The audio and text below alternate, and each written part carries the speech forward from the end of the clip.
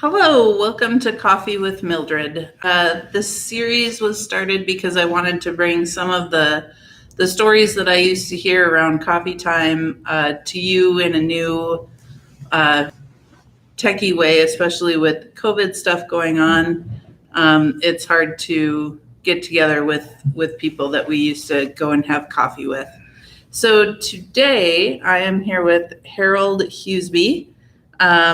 And we're just going to chat about how he came to be in Cook County, and we'll see how it goes and go from there. So I'm going to turn this towards you. There's Harold. Okay. We can get this out of the way. You don't have to look at the camera directly. Let's see, maybe if I do it over here. There we go. You can look at me. You don't have to look at it if you don't want to. All right. Okay. So, how did you come to be in Cook County? In Cook County? Yeah. Well, when I retired from work, my oldest son was living here, and we had to retire to somewhere. And we were in Alabama at that time. I was still in the Army, so Oh, you're a career Army we man? ended up coming up here, and we ended up buying property. And that was right up by the old Maple Hill Church, if you know where that is. Yep. Yeah, we got our property was right next on the border of theirs, so Okay. ours was here, and the cemetery and stuff was on the other side of the road. Oh. So, what year was that you did that? That was in 1969, I guess. 70. Oh, my. So, you've been up here since 69, 70 then? Yeah, I've been here over 40 years. Can I ask how old you are? I should almost be one of the citizens here, shouldn't I? You should. Yeah. Yeah, yeah. So, Yes, so we stayed here. We've been here ever since. what did you do when you moved here? You were retired from the Army. Yeah, well, we thought, well, we got to go somewhere. We didn't want to go back to western Minnesota where we were raised there and went to school, high school, and everything there. And we had to go somewhere. And Minnesota's a good place to go. Yep. And you liked it up here where Scott was. Yeah. So, yeah, he's still here. He's got a property out on County Road 60. Yep. If you know where that is. Yep. He's right across the road from Dr. Terrell. Mm-hmm. So he's got good neighbors around there. Yep, he does. I'm one of them. You're one of them. Yeah, I'm one road over, but that's still a neighbor in our area. So, yeah, you probably run into my son then. Yep. Yep, he's got a new book that he wrote for the Johnson Heritage Post about John Spellman. Yeah. Yeah, he's the oldest son, and the next one is 2 years younger, and he lives in Denver, but he's coming this weekend. Oh, he is? With his family. Oh, fun. Because it's my birthday on Monday. And how old will you be? 99. You've got to be kidding me. You look great for 99. Oh, see, they're 99, and they thought, well, you may not make it to 100, so we're going to celebrate this year. And if you're still here, we celebrate next year. There you go. So, with all the being everything has been shut down so long, everybody wants to get out. Yep, that's true. Have you ever experienced anything like COVID in your lifetime? Ever what? Experienced anything like the shutdown that we've had with COVID? No, No. I don't think so. Because I lived on a farm up until the army decided I should come to see them. So what did you do in the army? Well, I ended up, the only way I got into the army is that I'm colorblind. Really? So coming through the physical that they were giving you, I got to that page where they were testing color, and they went through it, and the guy just closed it up, and he writes in here, Army only. Oh, so you couldn't even go into the Navy or? No. Oh, Does that sound interesting? yeah. Yep. So that's my problem. So what did you do in the army then? I was in a battalion headquarters. I say battalion, well, no, they go by steps. And I was in one of the companies, so there's 4 companies in a regiment, and then a regiment, there's so many of them in the next level up, and you get stuck in there and you can't get out of it. So Oh, so what was your job? What did you do? in there, primarily making out the training schedules for them and so forth.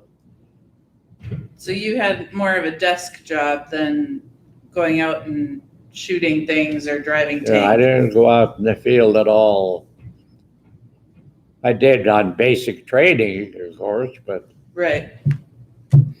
after you get past that, they got to send you somewhere.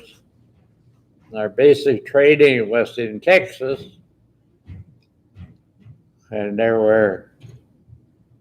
I think there were only 3, or there were 13 of us in our company, which had 40 some in it, but there were 13 of us that got sent to Anniston, Alabama. So were you there for your whole army career, or did you travel overseas at all? No, Really? nope. I was only in for a couple of years. Okay. So what did you do after you got out of the army? Well, I went back to Mackintosh, and I decided I don't think I'll get back to farming again because the prices on everything had gone up so much. I didn't have the money to start it again. When I went in, I was on a farm then, and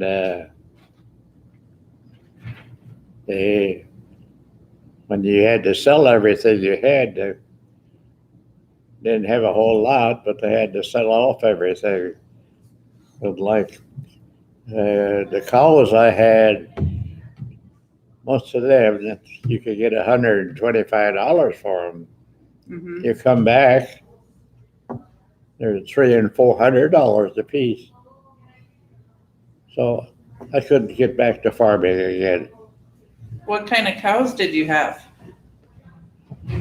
Good milking Holsteins. Oh, Yeah. that's dedication to be a dairy farmer. Yeah. Well, that's what my folks were, so ended up just doing the same thing. So after the army, you didn't get back into farming. No. So what did you do? Oh, whatever work I could get. Part of it was working for my brother-in-law. He was raising chickens Oh, for actually, it was chickens to be butchered for fryers. You know, they were young chickens, Mm-hmm. and he was selling them to restaurants and so forth. So every week they would butcher a couple hundred chickens. Wow. Went through a lot of chickens. Yeah, for sure. Yep. So I worked for him for I don't know, 4 or 5 years, and I decided, no, I'll be here the rest of my life, and that's not what I want.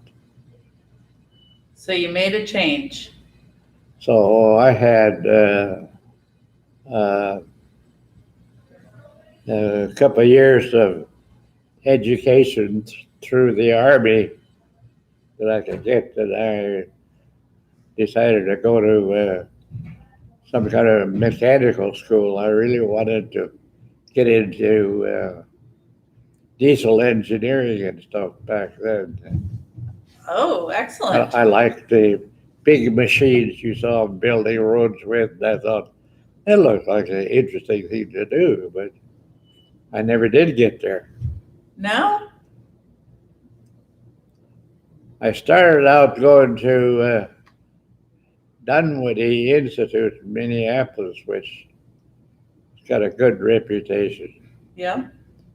And I was there about 4 months, and I get a phone call. This is about 11:30 at night. I get a phone call, and they said, "Well, your dad had an accident and he broke his back." Oh, geez. So I says, "That's the end of the education." So I just quit school and go back on the farm and help. And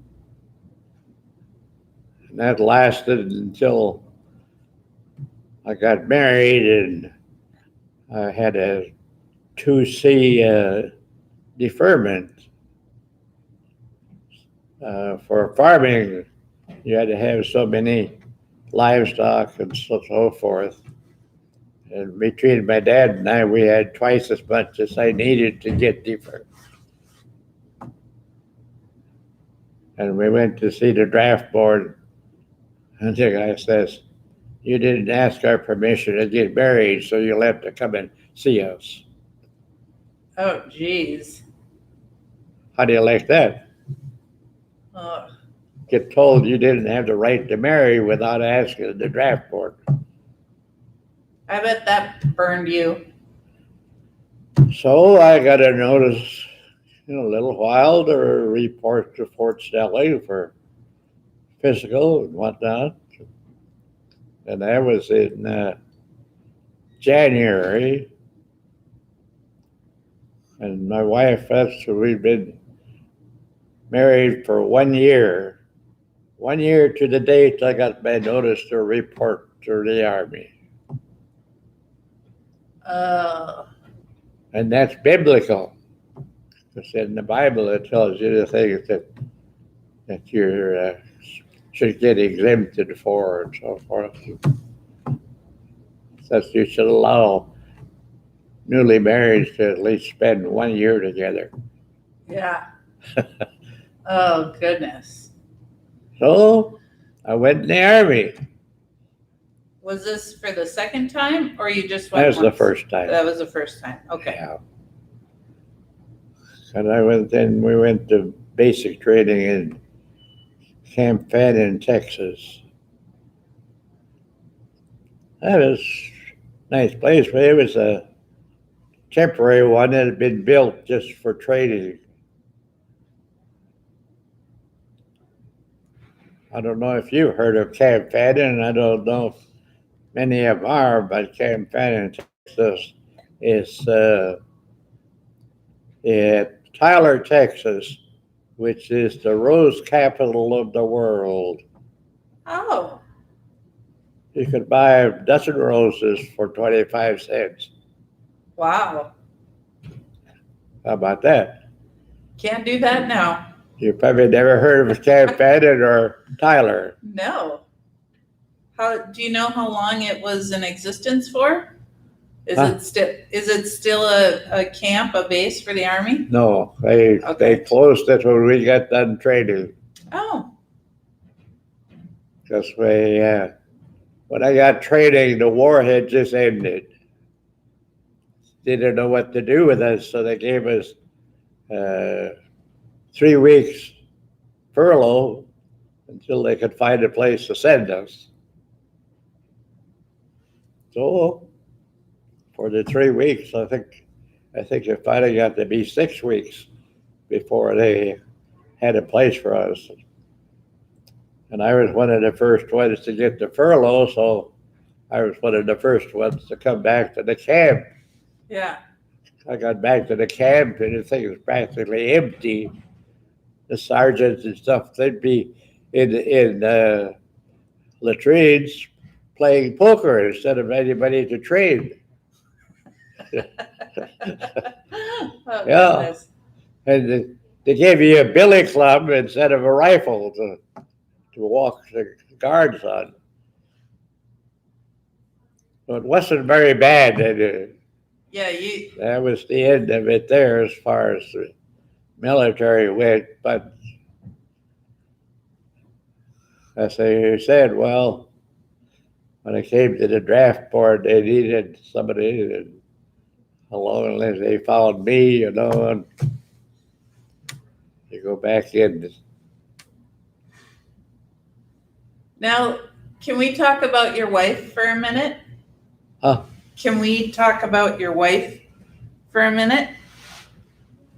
Yeah, What was her name? Gene. Jean. And how old were you when you guys got married?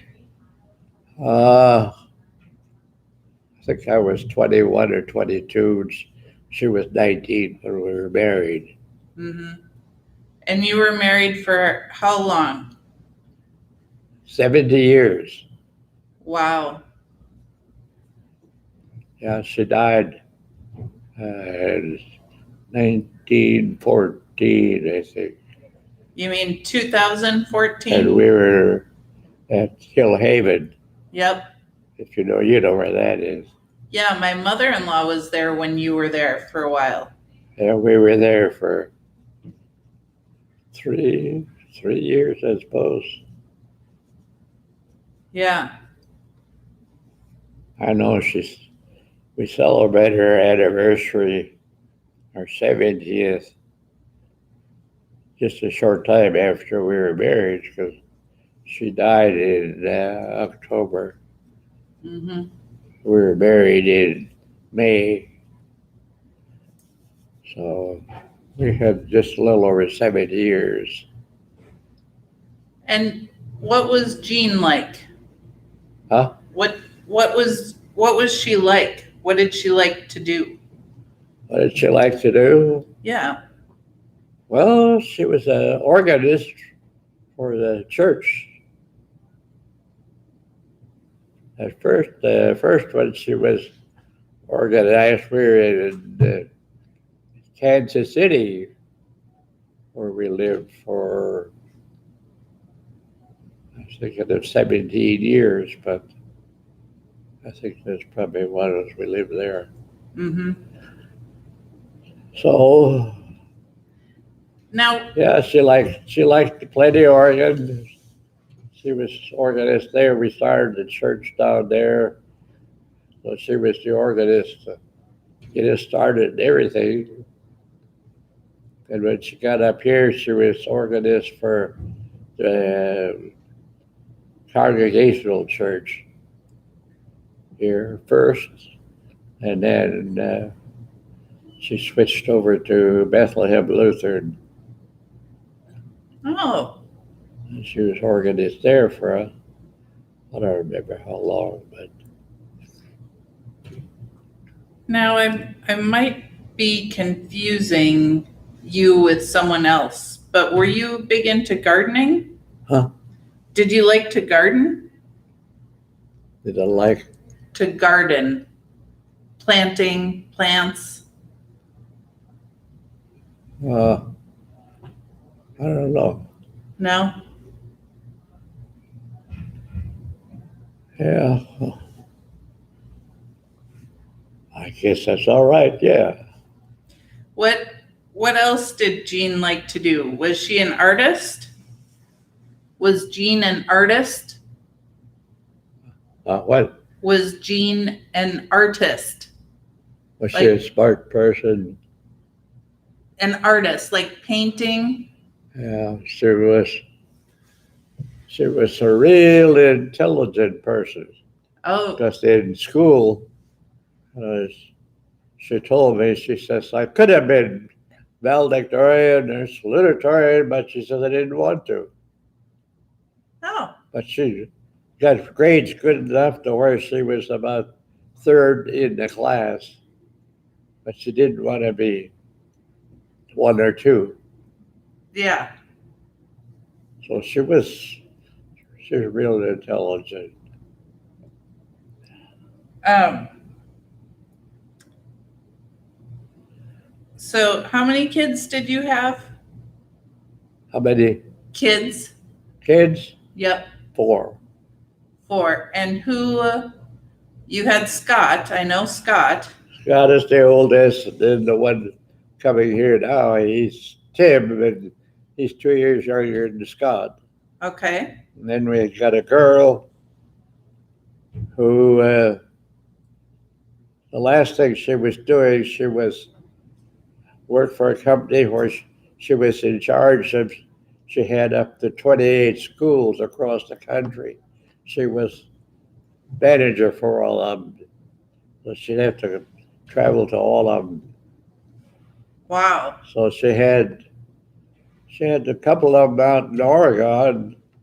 Then she had, I think she had 8 in Houston, and only one in Kansas City where we lived. And she had 4 in Florida, and that was way back when the hurricane hit there. But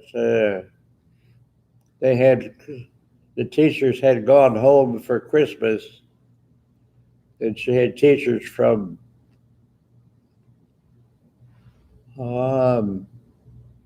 I was thinking India, not India, but Pakistan, I think.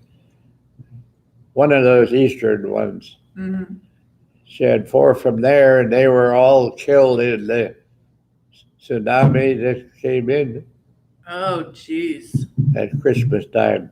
Yeah, So after Christmas, she was short teachers.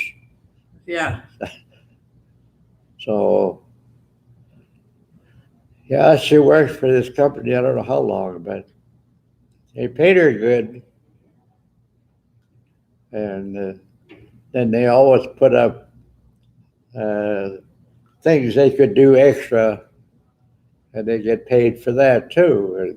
And she and one of the other women decided, well, this thing here, I don't remember what it was, but the prize was $20,000 a year for salary extra. And she and the woman, they decided they were going to win that, and they did. Way to go.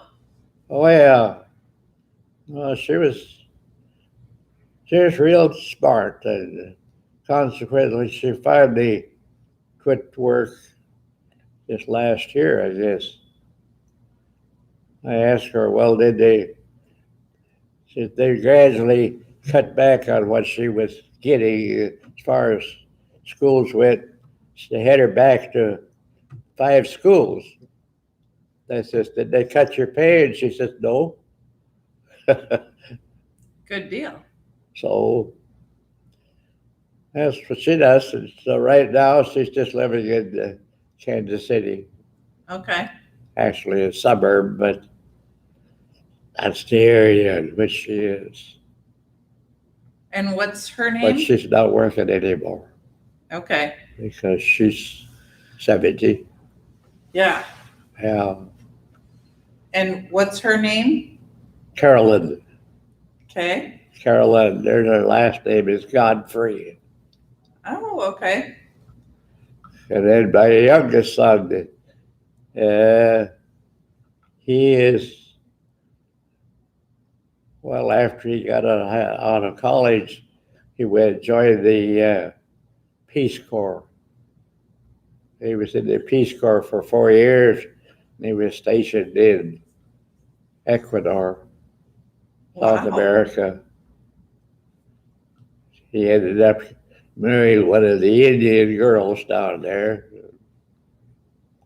Right now, he's back and he's living in San Francisco, and he's head of the EPA for the district out there, which includes California and Nevada and Arizona and the Hawaiian Islands and America Samoa, Wow. if you know where that is. Yep.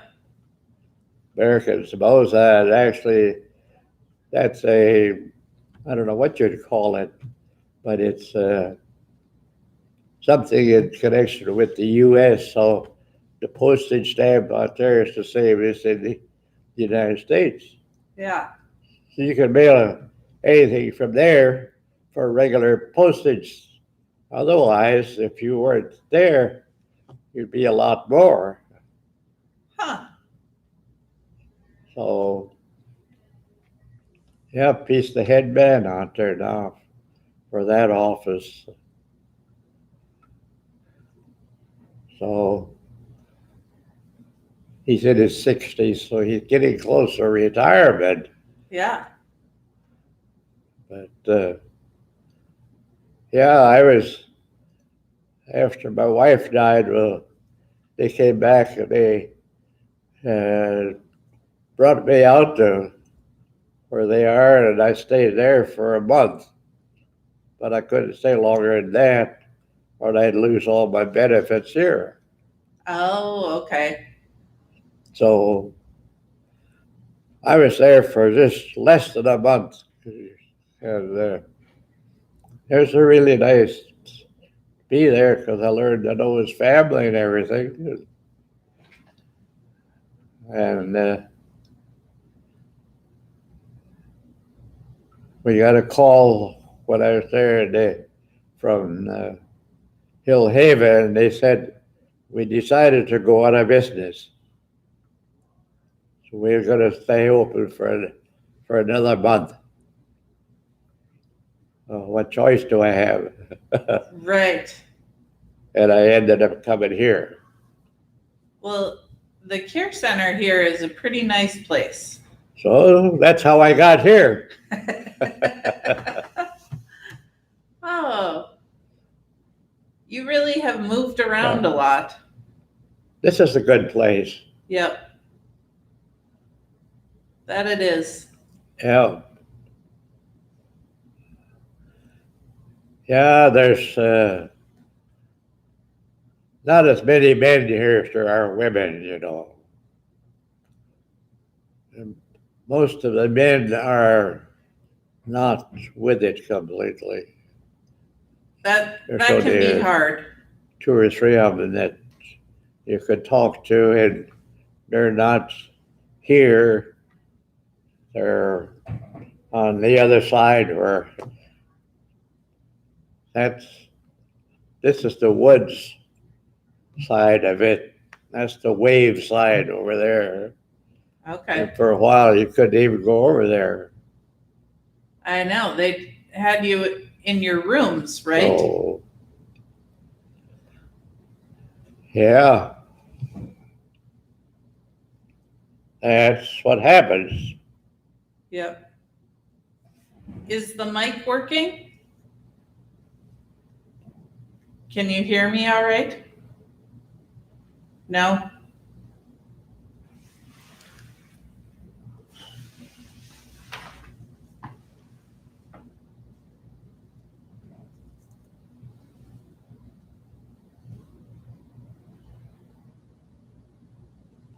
I think one of my batteries ran out. Oh, no. And I'm having All of a such sudden, a, I don't hear anything. yeah, I could tell it was going down. It's this one because I just changed this one a couple of days ago. Yeah. So it's this one. Well, I'll wrap up my part here. So I'm going to do a little goodbye. So thank you everyone for watching. Due to technical difficulties, we will have to maybe come back to Harold another time. But thank you so much for watching. Check out cookcountyhistory.org for more information about the Cook County Historical Society. Become a member. Become a sustaining donor would be wonderful. But otherwise, it was a pleasure chatting with Harold, and we'll get back to you another time. Thank you.